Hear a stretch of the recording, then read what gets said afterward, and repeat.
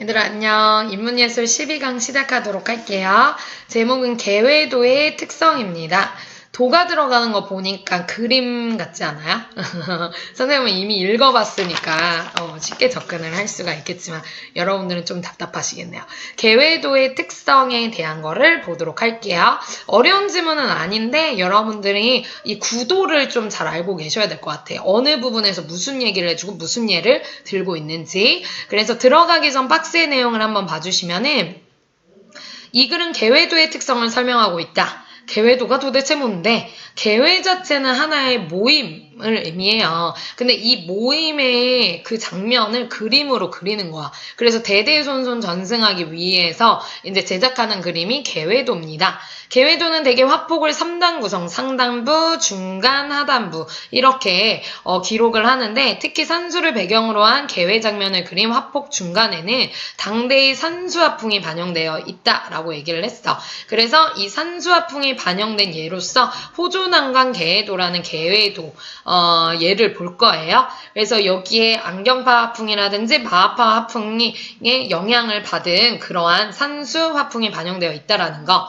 그리고 개회도에는 당대의 풍수사상이 반영되기도 한다 해서 독서당 개회도에서는 이를 확인할 수 있다 하면서 독서당 개회도를 통해 이제 개회도 안에 이러한 당대의 사상도 반영되어 있다는 걸 예로 보여주고 있어요. 이렇게 개회도는 당대인들의 사상, 생활 단면, 화풍의 시기적 변화를 담아 문화사적, 회화사적인 그러한 가치, 의의를 지니고 있다. 자, 들어가기 전에 일단 구조를 한번 보여드릴게요. 일단 개회라는 거는 서로의 학업과 덕행을 독려하며 연대감을 강화하기 위한 모임, 그리고 그 모임을 그림으로 장면으로 그려서 전승하려는 의도를 갖고 기념하려는 의도를 가진 게 개회도다. 그럼 개회도의 특성은 크게 세 가지입니다. 여러분들 이걸 잘 기억해 두세요. 첫 번째 기록적인 성격, 두 번째 당대 산수화풍 반영, 세 번째는 당대의 사상을 반영. 그래서 각각 예로서 기록적인 성격의 예로 호조난강 개회도를 예를 통해 볼 거고, 그 다음 당대 산수화풍 반영의 예로서 역시 호조난강 개회도, 그 다음 마지막 당대 사상 반영의 예로서 독서당 개회도를 살펴볼 거예요. 그래서 얘네들의 가 이제 어떻게 나타나 있는지 그걸 살펴보는 게 조금 헷갈릴 수 있겠고, 마지막은 결국은 이렇게 문화사적인, 회화사적인 가치를 가지고 있는 게 개회도다 이렇게 말해주고 있어요. 자, 1문단부터 볼게요. 예로부터 우리나라의 문사나 관리들은 모임을 가졌어요. 목적이 뭐야? 괄호 묶어놨죠. 서로의 학업과 덕행을 독려, 북돋아주면서 연대의식, 공동체의 연대의식을 강화하기 위한 모임으로서 이제 개회라는 거를 이제 만들었는데, 고려시대부터 지속된 이러한 개회는 조선시대에 이르러 친목과 더불어 관리들의 결속이라는 공리적인 기능을 바탕으로 왕실의 후원까지 받아 정착을 했습니다. 자, 이게 개회라는 게 고려시대 때부터 지속됐다라고 했어요. 조선시대에만 있었던 게 아니라 고려시대 때부터 쭉 지속된 조선시대에 이르러 친목, 그쵸? 친목, 이러한 연대감도 강화하면서 관리들의 결속, 그쵸? 연대감, 그쵸? 이런 공리적인 기능, 그러니까 사적인 게 아니라 공공의 이익을 위한 그러한 기능을 바탕으로 왕실의 후원까지 받았다라는 거예요, 국가에. 그쵸? 그래서 관리들의 개회인 요계는 모임의 성격과 계기에 따라서 이 개회를 세 가지로 분류할 수 있습니다. 첫 번째 동간개회, 그 다음 두 번째 도감개회, 세 번째 동반개회. 그래서 동간개회는 같은 관하에 봉직하는 관리들의 모임, 그 다음 도감계에는 도감이란 관하에서 일한 관리들의 모임으로서 도감이 국가적 일을 치르기 위해 설치된 임시 관하인 만큼 일이 끝나면 또 해체가 되는 거야. 그러니까 이거는 일시적인 계회라고 볼 수 있겠죠. 또한 같은 시기에 과거에 급제한 동료들, 그 동기들의 모임을 동반계회. 이거는 이제 지속적으로 일생 동안 지속적인 경향이 있대요. 개원들은 개회를 기념하고 모임의 기록을 전승하기 위해, 이게 목적이죠. 개회도의 목적입니다. 개회도라는 그림을 그리게 됩니다. 즉 한마디로 이런 거를 전승하려고 이들이 그림을 그린다기보다는 뭐 그림을 그리는 화원은 따로 있는데 이제 이러한 그림의 목적은 뭐래요? 개회를 기념하고, 그러니까 지금 우리 모임할 때 막 사진 찍듯이 기념도 하고 또 그거를 나름 전승, 남기려고 하는 목적이 있대요. 그래서 개회 장면을 담은 그림을 제작해 보통은 참석자의 수만큼, 우리 막 기념으로 이제 막 사진, 이제 수학여행, 선생님 죄송해요. 선생님 때는 막 이렇게 수학여행 가서 사진 찍으면 이제 반들 쫙 붙여놔, 게시판에. 그리고 그거를 기념하는 사진들을 뭐 한 장씩 나눠주거나 아니면 이제 원하는 만큼 막 신청받아서 이렇게 나눠주긴 하는데 이제 일단은 제작을 해서 참석자의 수만큼 얘네는 다 나누어 갔는데요. 이제 기념하는 거죠. 이러한 그림을 계회도라고 한다. 그래서 1문단은 계회의 의미, 종류 세 가지 있었죠. 동관계획, 도관계획, 동반계획, 그리고 그 계회도의 역할. 그쵸? 모두가 기념하고 전승하기 위해서. 자, 그럼 이 문단부터는 이 계회도의 특성을 1, 2, 3로 나눠서 이제 각 문단별로 볼 건데, 첫 번째는 침묵의 현장을 사실적으로 기록하는 기록하는 특징이 있습니다. 계회도는 대개 화폭을 3단 구성으로 나뉘는데, 상단부, 중간, 하단부. 상단부는 전서체로 표제를 적고, 그 다음 중간에는 그 계회의 장면을 그려놓고, 마지막 하단부에서는 좌목을 기록을 합니다. 이 괄호친 게 좌목의 의미인데 참석한 개원들의 명단과 자리에 차례를 담은 목록, 요까지 괄호 묶어줘야 되겠네요. 그쵸? 이걸 좌목이라고 합니다. 좌목을 기록해요.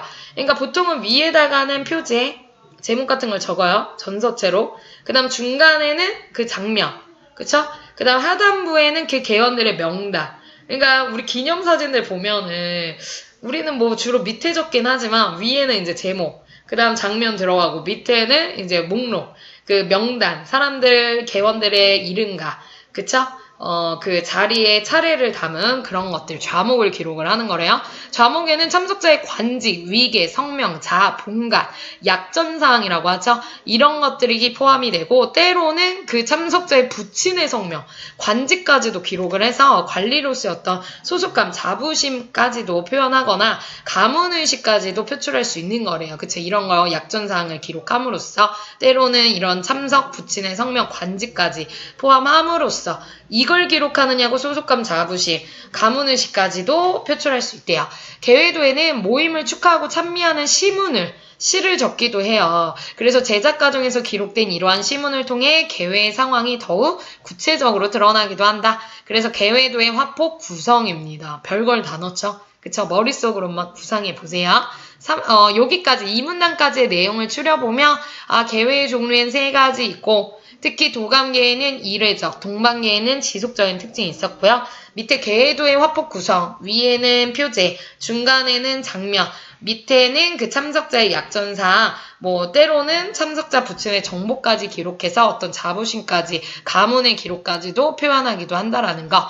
자, 3문단. 예로서 호조난간 계회도를 예로 보여주고 있어요. 그 첫 번째 특징이 아까 뭐였어요? 사실적인 기록을 담는다. 그래서 당대 계회도의 특징을 잘 보여주는 작품 중에 하나인데 상당부의 표제는 유실됐대요. 그쵸? 이 호조난간 계회도는요. 이거 특징 또 알고 계셔야 되겠네. 그러니까 이 계회도에 호조난간 계회도엔 상단부 표제가 유실되었고 그 2가지는 나타나 있대요. 이 계회도도 다른 계회도처럼 수직적 3단 구성을 지닌 것으로 보여요. 물론 상단부 표제가 유실되긴 했지만 특히 하단부의 좌목을 통해서 이제 이런 1550년도에 이루어진 호조 소속 난간들의 계회를 담고 있다는 사실을 알 수 있다. 왜냐면 그 밑에 부분에 그 가담한 사람들 그쵸? 그런 것들 알 수 있다라고 했으니까 좌목이 그 역할이었죠. 화목 중간에는 계회 장면에서 참석자들의 복장, 소나무에 매달린 솔방울 등 그 장면을 이제 그대로 이제 묘사가 이루어지는 거죠. 계회는 늦가을 정도에 이루어진 것으로 짐작할 수 있고 계회가 이루어진 정각 내에는 계원들보다 높은 풍계인 판서로 보이는 인물이 안쪽에 앉아있고 주변에 계원들이 앉아있다. 판서로 보이는 인물은 좌목에 빠져있고서 정규 계원이 아니었음을 볼 수 있다. 그러니까 맨 밑에 하단부의 좌목들에는 정규 계원들의 그 이름들을 넣잖아요. 근데 거기에 빠진 걸로 봤을 때 아마도 정규 계원이 아니었음을 알 수 있대요. 그쵸? 그 다음 화원의 관찰 지점에서 가장 멀리 있는 판서로 보이는 인물이 주변 인물들보다 크게 그려져 계회 장면의 표현에서 주대종소법이 활용된 것으로 볼 수 있다라고 얘기를 하고 있습니다. 그쵸? 그래서 이 어느 부분을 통해서 뭘 짐작할 수 있다. 이런 특징들을 좀 파악해 주시면 좋을 것 같아요. 그래서 3문단은 호조난간 계회도의 화폭 구성과 특징입니다. 그쵸? 자, 4문단 가볼게요. 계회도는 대부분 사대부의 요청에 의해서 화원들이, 이제 그림을 담당하는 화원들이 개회를 직접 관찰하고 그려요. 그래서 화원들은 당대의 화풍 형성을 주도하였기 때문에 이러한 개회도라는 그림에 그 당시 산수화풍을 반영해서 그렸다라는 겁니다. 그쵸? 그래서 지금 선생님 분홍색 칠한 것들은 개회도의 특징이야. 아까 첫 번째는 사실적인 기록, 두 번째는 뭐였어요? 지금 이 화원들이 주로 그리다 보니까 산수화풍이 반영될 수밖에 없다. 그 당대 화풍이 유행하는 그러한 화풍들이 반영될 수밖에 없는데 특히나 호조난강 개회도에서는 당대의 산수화풍 역시 반영이 됐대요. 뭐 예를 들면은 그 조선의 화단은 그 당시 중국의 곽휘파 화풍을 수용한 안격파 화풍을 받아들였었는데 역시나 호조난강 개회도에 이러한 안경파 화풍이 이제 그대로 그려졌대요. 그 예가 지금 괄호친 부분이죠. 산 위 나무의 표현에서 첨두점이 활용되었고, 뭐 나무의 장가지를 마치 개의 발톱처럼 표현한 해조묘법. 이런 것들이 안경파 화풍에 이제 들어가는 그러한 특징들인데, 이걸 호조난강 개회도에 이제 반영한 모습이 이제 그대로 느껴진다라는 거죠. 하지만 16세기 중엽 그려진 호조난강 개회도에서는 많은 부분에서 마하파 화풍도 감지가 된다. 그러니까 이게 또 시대에 따라 호조난강 개회도의 특징이 좀 다른가 봐요. 그러니까 16세기 초에는 이제 뭐를? 주로 안경파 화풍. 근데 16세기 중엽에는 마하파 화풍. 마하파 화풍은 남송의 화가 마원과 하규의 이름을 딴 화풍이다. 마원의 작품으로 전해지는 화등시연도의 경우 정경에는 연희장이 위치해 있으며 뒷배경은 선염으로 처리된 몇 겹의 산들과 윤곽만 드러낸 지붕, 나무들로 차 있는데 이러한 구도는 호조난강 개회도에서 동일하게 나타난다. 그치? 이거는 마하파 화풍을 이제 16세기 중엽의 호조난강 개회도에서 받아들였기 때문에 그 장면이 드러난다라는 얘기인 거고, 마하파의 영향은 특히 개회 장면을 표현한 부분에서 잘 드러난다. 곽휘파 화풍의 영향을 받은 개회도나 산수화에서는 곽휘파 화풍의 영향을 받은 건 아까 뭐였어요? 안경파 화풍이었잖아요. 그쵸?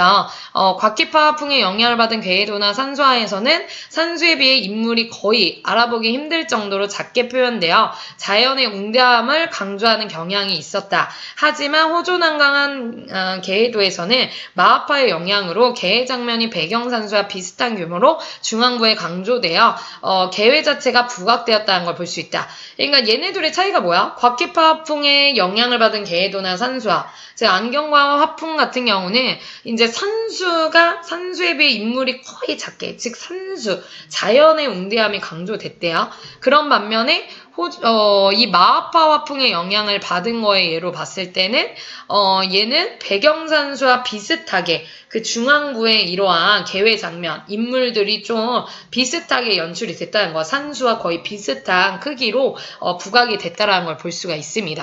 그래서 마하파의 영향을 반영한 것과 그리고 그 안경파 화풍, 즉, 그, 곽휘파 화풍을 수용한 안경파 화풍의 그러한 그림과는 차이가 있는 거죠. 즉, 16세기 초와 16세기 중엽의 차이가 있다는 거예요. 16세기 초는 안경파 화풍을 받아들였죠. 안경파 화풍은 곽휘파 화풍을 수용한 그러한 화풍인 건데, 그것만 해도 이제 산수가 더 부각이 되는, 그렇게 그렸죠. 인간보다. 그러나, 16세기 중엽에는 뭐를? 이 마하파의 영향으로서 그 화풍을 받아들여서 사실 인간이나 산수나 거의 비슷하게, 그쵸? 개회 자체가 그냥 부각됐다라는 걸 볼 수가 있었어요. 그래서 4문단은 호조난강 개회도에 반영된 당대의 산수 화풍입니다. 그쵸? 자, 5문단 가볼게요.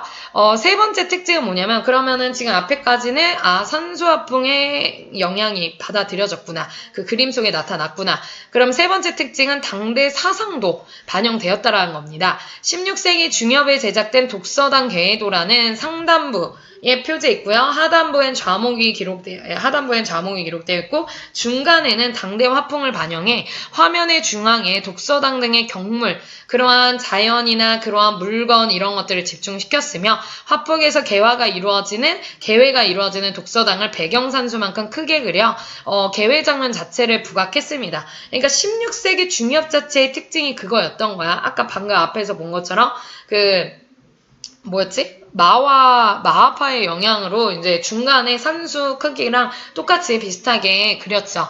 이 계해도는 계회 장면과 배경 등 시각적 사실의 풍수적인 인식을 융합했대요. 조선시대에는 관하나 집을 건립할 때 자연의 형세가 해당 장소에 거주하는 사람에게 영향을 미치는 풍수적인 인식을 적용해 길지, 좋은 자리를 찾는 일이 많았는데 독서당 계해도에서 독서당은 풍수적 길지인 명당 자리에 있는 것처럼 그려졌고 주변의 실제 산수는 산수화적 예술미를 갖추되 배산임수의 개념을 감안하여 길지를 강조하기 위해 일부 수정이 배치되기도 했대. 그치? 그러니까 이거는 배산임수의 개념을 감안하려고 길지를 강조하기 위해 수정되기도 됐다라는 거 그거 조금 알고 계셔야 될 것 같습니다. 그래서 오문단은 독서당 계회도에 반영된 당대의 사상이에요. 그래서 풍수적인 그러한 사상도 가미가 됐다라는 거 볼 수가 있겠습니다. 그쵸?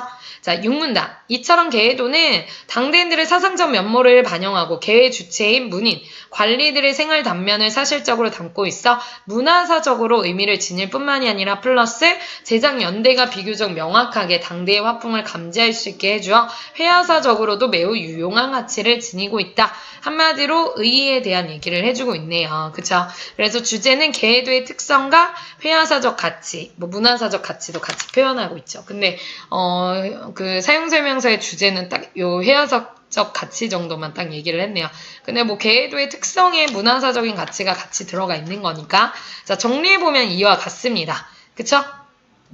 그래서 일단 계회가 뭐고 계해도가 뭐고 계해도의 특징이 세 가지 있는데 기록적인 성격, 3단 구성, 수직적인, 상단, 중간, 하단 이거의 예로서 호조난간 계해도를 예로 보여주는데 호조난간 계해도에는 그 상단부의 표제는 이제 유실이 됐지만 그래도 일단 중간과 하단부의 내용이 있는 걸로 봤을 때 3단 구성임에는 틀림이 없었을 거다라고 이제 그 예를 통해서 말해주고 있어요. 그쵸? 그리고 당대 선수 화풍이 반영된 게 이제 두 번째 특징인데 특히 이 당시에는 화원들이 주로 그림을 그려줬기 때문에 그 당시에 어떠한 선수 화풍 그게 많이 반영이 됐다라는 거. 그래서 16세기 초에는 이거 체크해줘. 16세기 초에는 안견화 화풍이 이제 그 그림 속에 반영이 되었죠. 특히 안견화 화풍은 중국의 과키파 화풍을 수용한 그러한 화풍이었었죠. 근데 16세기 중엽, 이거 체크해줘. 16세기 중엽에는 마하파 화풍이 이제 그 그림에서 감지가 되죠. 그래서 과키파 화풍의 영향을 받았던 계해도면 안견화 화풍으로서 그 16세기 초에 그렸던 그러한 계해도나 산수화에 비해서는 이 마하파 화풍은 어떻대요? 장면이 배경산수와 비슷한 규모로 그러면 한마디로 안경화 화풍에서 즉 과기파 화풍을 수용한 안경화 화풍에서는 인물이 산수에 비해서는 대단히 아주 작게 표현이 됐다면 이 마하파 화풍에서는 어땠다라는 거예요? 그게 이제 산수와 비슷한 규모로서 이제 강조가 됐다라는 거, 그 계회 장면이. 그리고 세 번째 계해도의 특징은 당대의 사상을 반영했다. 그래서 독서당 계해도를 통해서 예를 통해서 이제 길지를 찾는 그러한 모습들이 많이 반영되어 있다. 그래서 실제 장면을 반영하되 특정 의도에 따라서 그 일부를 변형하기도 했다. 그런 배산임수의 모습을 나타내려고 변형하기도 했다라는 얘기가 나타나 있어요. 그래서 마지막에는 그 가치, 의의에 대한 얘기로서 마무리를 하고 있습니다. 그래서 여러분들이 구조화 시켜서 여기에 대한 예들의 특징들을 좀 정리하는 게 중요할 것 같습니다. 자, 이상 12강 마치도록 할게요.